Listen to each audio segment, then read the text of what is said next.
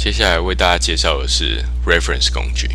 我们在画完 Arch 之后，我们的滑鼠会直接跳成是 Rerefernce，所以我们会看到 Rerefernce 这个工具是亮起来的，而且是有颜色的，代表说我们现在滑鼠在萤幕上的功能是 Rerefernce。那 Rerefernce 是一个快速定点检视的一个工具，所以当我在Excel 跟 Cross-sectional 或者是 Panorama 这三个视窗上面去做点选的时候，我其他的视窗会跟着去做移动，做一个快速的一个检视。假设今天我要看的是46这个牙位，我点选46的时候，我的 Cross-sectional 会跑到46这个位置。那假设我今天要看神经这个高度的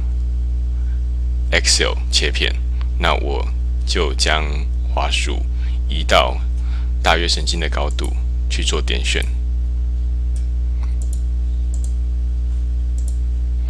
那当滑鼠在 Excel 或 Cross-sectional 的时候，我们也可以去做，也可以有 Rerefernce 这样的功能。